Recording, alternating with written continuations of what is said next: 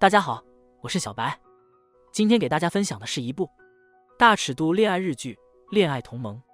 她表面看起来清纯无害，像个乖巧学妹，却暗地里是个病娇的女装达人，每天穿着长裙配丝袜，精心化妆后才出门。这一切都是为了接近她暗恋的女孩。你问她为什么不像男生那样直接追求？那是因为那女孩有严重的恐男症。女孩失信曾被继父侵害，从此患上了创伤后应激障碍。她现在对男性感到极度恐惧，甚至一看到男人就会呼吸急促，全身颤抖。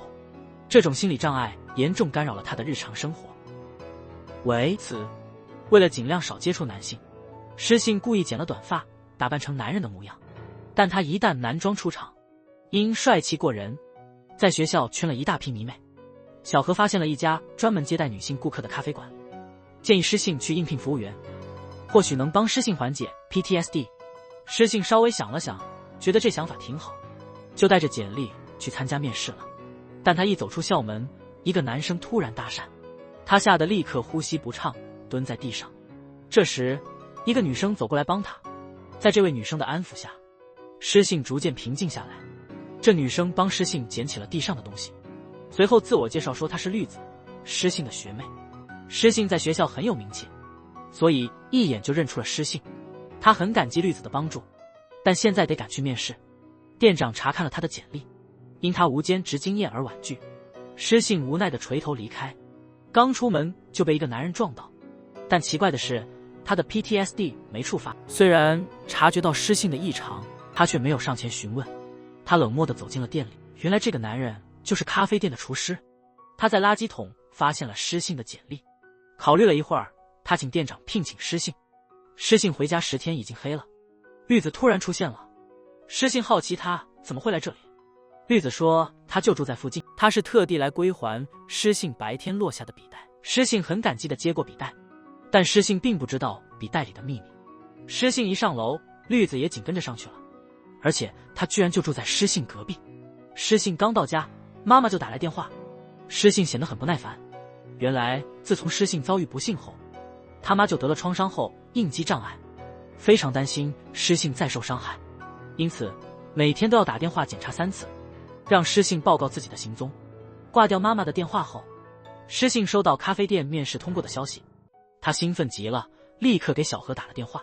镜头切到笔袋，笔袋里的笔上闪着红光，这红光是绿子安的窃听器。绿子正在旁边偷听失信的动静，他的笑容明显有点病态。更诡异的是，他其实是男的，长发和胸部都是假的，他实际上是个染了金发的怪人。第二天，他还是穿丝袜搭长裙，加睫毛变身漂亮的绿子去接近失信。失信被他碰到，竟然下意识地弹开了。绿子突然觉得挺沮丧的。这时小何过来把失信带走，他感觉绿子的样子不对劲，似乎故意靠近失信，建议失信别搭理他。小何说的坏话绿子全听到了，真是大麻烦啊。失信今天下午得去咖啡店打工，绿子突然要求一起去，失信不好意思拒绝，只能同意。到了咖啡店门前，看见一个醉汉正麻烦服务员。失信虽然害怕的浑身发抖，还是勇敢的上前帮忙。就在醉汉要对失信动手的时候，厨师英勇出现，把醉汉赶走了。失信很感激厨师，并告诉他自己有恐男症，只是在厨师面前，这症状似乎消失了，因此他希望厨师能帮他克服这个心理障碍。厨师也爽快地答应了，但他提了个条件。他之前注意到了和失信一起来的绿子，要求失信帮他介绍绿子。失信想了想，就答应了。于是他们2个行，成了一个秘密同盟。下班后，绿子又在失信家门口等他，不止递给他一杯咖啡，还要求把失信送回家。失信想到和厨师的约定，只好答应和这个烦人的家伙一起回家。一到家，绿子突然问失信是不是讨厌男人。失信稍显惊异的点头认了。绿子想要安慰他，却被推开，气氛顿时变得很尴尬。失信自己也感到困惑，他对其他女生向来不这样，却对绿子有所抵触，看来男儿身就是藏不住。看着失信上楼后，绿子找到那个白天闹事的醉汉，用电棒把他电晕，为失信复仇。对于任何伤害过失信的人，不分男女，他都要一一清理。第二天早晨，诗信刚下楼，就发现绿子已经在等他了。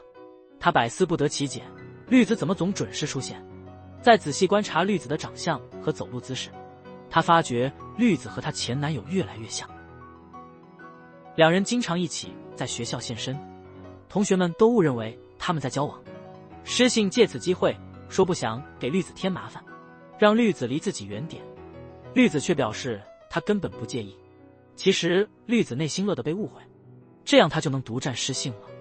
怀着这样的念头，她不准任何人接近诗信，甚至为了把人赶离诗信身边，她偷偷在诗信的文具上放了窃听器，一旦有什么风吹草动，她就会马上动手处理这些麻烦人物。这一天，她又听到诗信的好友小何在背后说她的坏话，小何还劝诗信别和绿子来往，避免传出奇怪的谣言。你离远点，碍眼极了。绿子邪笑一下，马上去翻小何的社交账号，搜集证据搞定他。小何朋友圈满是夜店和帅哥的性感照，看起来他平日里挺疯的。晚上绿子尾随，发现他爱勾搭男人，还到处说诗信的坏话。诗信是个不让人碰一下的无聊女人，这件事绿子绝对无法忍受，她非要亲手揭穿这个绿茶。小何和那男的激战完后，绿子突然出现，警告小何别再靠近诗信，否则他就得把小何的真面目公之于众。告诉诗信后，看他会信谁。还在硬撑，要不要试试？绿子冷冷地说完，不听我的，你就等着瞧。说完就走了。小何愣在原地，显然是被震惊了。第二天到校，绿子果然没看见小何，看来昨晚的招数很有效。绿子笑得很邪恶，非常开心。接下来的日子，诗信就完全是他的了。中午又在餐厅拉着诗信一起吃午饭。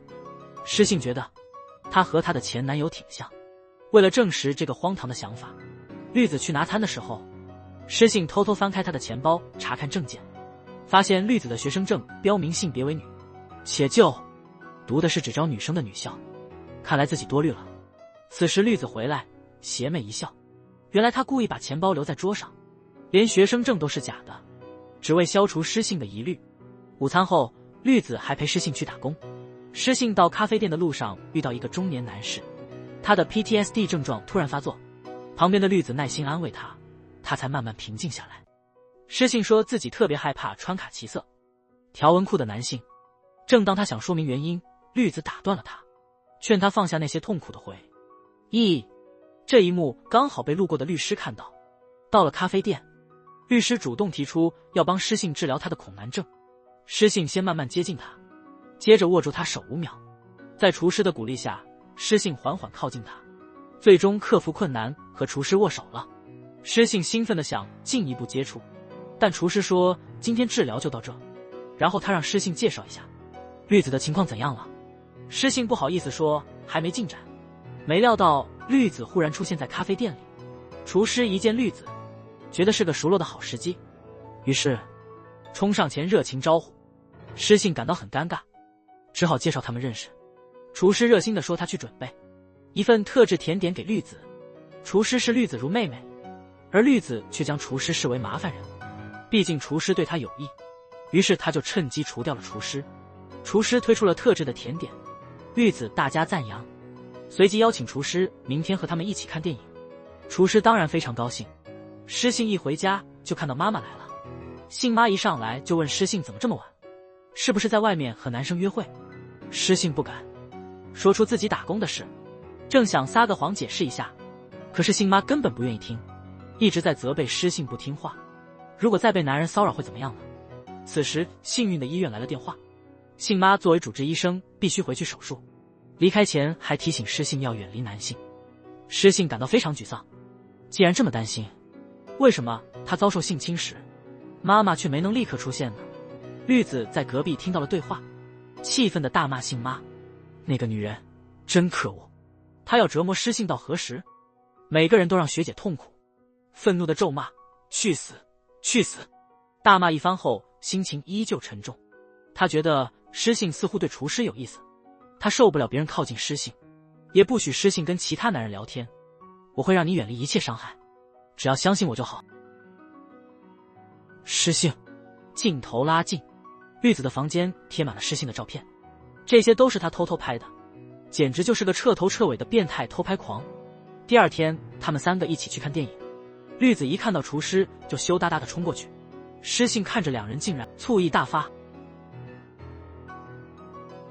绿子刻意讨好厨师，厨师原本就冲着绿子去的，想要和绿子独处。厨师急切地暗示诗信让开，诗信机灵地找理由走了。他刚要叫车回家，却遇到妈妈。原来信妈一直在跟踪诗信，看到诗信和男的在一起，很生气。诗信急忙解释厨师是个好人，但信妈看到这一幕很不高兴，祖父气急败坏地对一个男人说，他死拉活拽要把诗信带回家。诗信摆脱了妈妈，靠母亲的关系，他一直无法过上正常的生活。5年前，继父趁妈不在家对诗信施暴，诗信拼命反抗也没用。幸运的是，这时她男友及时出现，阻止了继父的行为。继父一急之下拔出武器，谁知男友为了保护诗信，竟冲向凶器，受了伤。受伤的男友逃走后便杳无音信。妈妈回家见到诗信狼狈不堪，继父浑身是血。诗信将事情告诉了妈妈，警察随后将继父逮捕。从此诗信开始恐惧男性，香妈也禁止诗信与男性接触。在信妈的操控下，诗信对男性的恐惧越来越重，已严重干扰了他的日常生活。现在信妈竟然开始指责，说是诗信让她的继父变成了罪犯，导致她失去丈夫，而她自己却装作受害者。你毁了我们的家。信妈还在抱怨，称自从怀了诗信就倒霉不断。诗信的爸爸在她怀孕时就离开了，你一出生就很不干净，你觉得不干净的其实是我。香妈意识到话说重了，马上道歉。诗信甩手就回家了。绿子一边和厨师调笑，一边担心诗信。甩开厨师，他立刻去找诗信，到处找，最后看到了香妈。意识到事情不对，他急忙赶往诗信家。诗信一个人在那儿哭，他告诉了绿子刚和妈妈吵架的事，还有继父的侵犯。绿子最关心的是诗信现在怎么看待她的前男友。我想把一切都忘掉，包括发生的事和他的存在。诗信不知道，她想忘掉的前男友就在她身边。没事的，我会保护你。诗信愣了一下，因为她前男友曾经说过同样的话，我会保护你。晚上她又梦到了前男友，直觉告诉她，绿子肯定和她的前男友有点关联，不然怎会这么多相似之处。正巧这天绿子来餐厅用餐，诗信记得前男友对海鲜过敏，只要一吃海鲜就全身长严重荨麻疹。为了测是自己的想法，诗信推荐绿子尝试螃蟹意面，没想到绿子高兴地接受了。意面一上桌，绿子迫不及待地狼吞虎咽，还赞不绝口，夸诗信推荐的意面真好吃。诗信确认他没过敏反应，这才释然离开。诗信刚走掉，绿子一下冲进卫生间猛吐，她浑身都是大块的荨麻疹，呼吸也急促而困难。她挣扎着从包里拿出肾上腺素，直接给大腿扎了一针。为了保护诗信，她必须隐藏自己的真实身份。第二天去学校的路上，诗信看到绿子被几个男生骚扰，她的恐男症立刻发作了。但想到绿子一直都在帮助自己，自己怎么能视而不见，不理绿子呢？于是他壮着胆子回头去找绿子，勇敢地抓住绿子就跑了。绿子被感动得不行，觉得诗信还是老样子。原来绿子和诗信是高中同学，绿子因身材矮小，常被男生欺负。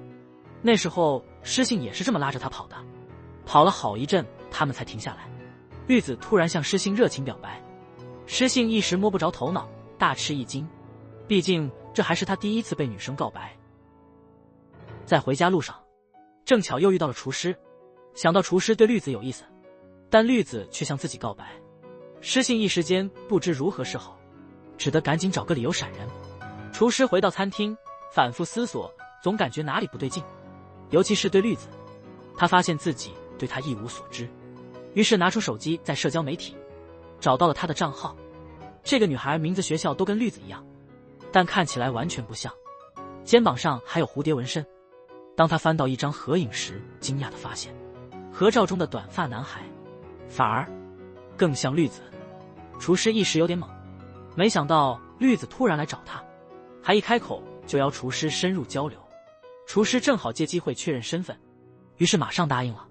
两人到了酒店，绿子主动进攻，厨师想确认绿子的真实身份，假装急不可耐的回应，接着趁绿子不留神掀开他的领口，注意到他肩膀上没纹身，明白他不是真的绿子。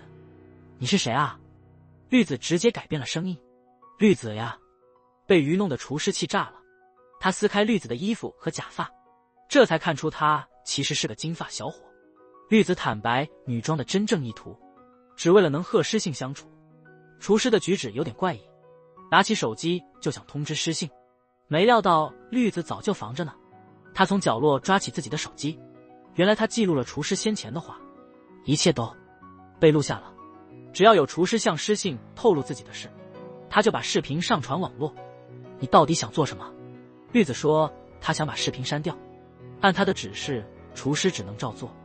他悄声在厨师耳边透露了计划，厨师因威胁无奈顺从。第二天，厨师以学习为由，邀请诗信一同去网红餐厅。诗信高兴地答应了，满载期待，还专门买了套新衣和高跟鞋。见面时，诗信显得特别紧张且害羞，厨师对诗信体贴入微，十分绅士。网红餐厅气氛格外好，诗信像是在和厨师约会。饭后，厨师说想回家再做刚才的菜，还邀请诗信试吃。诗信还没反应过来，厨师就带他回家了。进门，厨师抱了他一下，诗信紧张的动弹不得。气氛一到，厨师吻了诗信，诗信忍不住说出自己喜欢厨师，没想到厨师一听就变了脸色。他解释说，是为了给诗信做心理辅导才亲了他，叫诗信别误会。再说，他喜欢绿子，还一起做过饭，他绝不会背叛绿子，别在我面前装可怜。诗信听后羞愤地冲出了门。厨师转身拿起桌上的手机，刚才他和诗信的场景被全拍下来了，视频发到绿子手里。原来绿子安排厨师去勾引诗信，然后狠心伤害他，这样诗信肯定会恨厨师。绿子便趁机安慰诗信，通过这种方式加深他们的关系。绿子看了视频非常满意，还特意警告厨师别再靠近诗信，然后他立刻去了诗信家等他。但诗信根本不想见到他，想到刚才厨师的侮辱，诗信气得让绿子离开他面前。绿子不明白也不愿离开，这么做全是为了遵守对绿子的承诺。回想高中时期，绿子和诗信都是受父母排斥的孩子，两人因相似的遭遇而互相支持，开始交往。绿子曾承诺要永远保护诗信，后来诗信因继父的事转学了。绿子再次见到诗信时，发现他对男性感到害怕，和女孩子在一起就没事。为了靠近并保护诗信，绿子装成自己的妹妹，扮女装，只要能和诗信待在一起，她愿意永远装作女人。但现在竟然被诗信排斥，我又没做错什么啊！晚上，诗信终于出门了，绿子迅速起身跟着去。诗信忽然转头问绿子喜不喜欢他。当然了，我只喜欢诗信。诗信狠下心来说，那就和我在一起吧。话刚落音，他就亲了绿子。这奇葩举动是不是打不过就加入呀？是当真的？当然了，诗信说只要是绿子说的，他就做。绿子叫诗信辞去餐厅兼职，诗信马上用手机向店长辞职。绿子非常感动，又让诗信以后别见厨师。诗信也同意了，但绿子也不准见。我希望绿子只看我一个。绿子激动极了，催诗信赶快亲他一下，亲完还得说一句我爱你，我爱你。绿子无法形容自己的感受，只觉得此生无憾。两人此后开始一起住在诗信家，绿子每天细心照顾诗信，幸福得不得了，晚上还要相拥而眠。令诗信困惑的是，绿子从不卸妆。绿子其实怕被诗信识破自己的真面目，但她只说不想让诗信看见她没化妆的样子。第二天，绿子外出购物，诗信拿出书本和文具准备上网课，笔袋意外洒了一地。诗信遇到了一个奇怪的物件，网上查询结果显示是个监听器，这让诗信吓得直冒冷汗。想到绿子总能巧合的出现，他不免怀疑是绿子安的监听器。密友小何听说诗信和绿子住在一起了，他深知绿子的手段，因此非常担忧诗信与绿子同住可能不安全，于是立刻去餐馆找厨师帮忙探望诗信。厨师问他为什么不自己去，他回答说自己真的很怕绿子，厨师也不愿意惹麻烦。但晚上她还是辗转反侧睡不着，最后决定还是去施信家看看。施信质疑绿子是否在笔袋里放了监听设备，绿子坚决不认账，还把责任推给信妈。施信半信半疑地看着他。深夜里，绿子悄悄出门了，施信还没睡，立刻跟了出去。到外头一看，绿子竟然走进了隔壁房，施信紧跟着，急急地推门进去，一看直接愣住，房间里挂满了他的照片，刚才那个长发的绿子变成了精神小伙，一转头竟是她的前男友绿树。施信吓得施信赶紧逃了出去，绿子一冲上去就将施信推倒了。现在形势如此，他索性不再伪装，他把接近施信的原因全盘托出。他很高兴现在能以真实面目和施信待在一起。施信趁绿子松手大声呼救，正好被赶来的厨师听到，厨师冲进来抓住绿子猛揍一顿，差点打出人命。施信急忙上前阻止，厨师帮施信站起来，绿子苦求施信别走，施信却不理会。两人一同到了厨师家。施信好奇厨师怎会突然出现，厨师告诉施信，绿子曾威胁他，还有小何来找他的事。施信很疑惑，厨师怎会认识小何？厨师坦言早已认识施信，原来几年前他女友病逝，厨师没能见女友最后一面。得知女友原本能多活一段时间后，因为忙碌的主治医生信妈未能继续他的治疗，厨师气愤至极，发誓要复仇。他收买了施信的好友小何，让小何引施信到餐厅兼职靠近他，计划通过伤害施信来报复信妈。但最终他意识到这一切毫无意义。施信内疚地帮妈妈向厨师道歉，想到所有这些事，施信觉得自己就是让众人不幸的罪魁祸首。厨师紧紧拥抱施信安慰他，另一边的绿子决心不放手。施信临时搬到了厨师家住，第二天一早他就外出买东西。他刚一离开，绿子就突然闯入了厨师家里。施信在回家的路上给闺蜜发消息报个平安，闺蜜听说施信没事，这才安心下来，但还是提醒她得小心绿子。绿子是那种为了目的不择手段的人。听完这话，施信没好预感，赶紧往家里跑。一回家就见到绿子手持血淋淋的刀，厨师则倒卧在血泊之中。施信吓得不轻，急忙上前查看厨师，发现厨师没动静。施信愤怒地对绿子大声喊道：为什么不是你死？绿子听后心都碎了。施信拨打急救电话时，突然发现厨师其实一点伤都没有，而且已经醒了，倒下的反而是绿子。这时施信才注意到绿子的手腕有伤口，原来地上的鲜血全都是绿子的。绿子随后被紧急送医，厨师把情况跟施信说明了。施信一走，绿子手持刀子闯进来，想要对付厨师。他觉得必须亲自守护自己的尸，但他实在太弱，不是厨师的对手。他需要的不是我们俩，只有他自己能救自己。绿子还是不理会，拿出事先准备的电棒，把厨师电昏，只为引起施信的注意。他甚至用小刀自残，这就是刚才发生的原因。经历了这些事，厨师意识到他爱上了施信。施信在这种情况下被告白感到很尴尬。这时候护士告诉他们绿子醒了。施信单独去病房看绿子，他首先为自己说的那些难听话向绿子道歉。绿子已经不在意这些了，反正他已得知让施信心动的真相，幸福就是让自己消失，不会让我幸福。绿树，你想怎样活下去？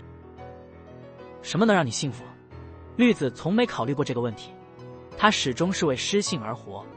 施信走上前握住绿子的手，绿子的保护誓言已无效，他现在能自己保护自己了。他们将各自在自己的世界里生活，可是绿子不能接受，没有施信，他仿佛也消失了。但在我的世界里，你早已不存在。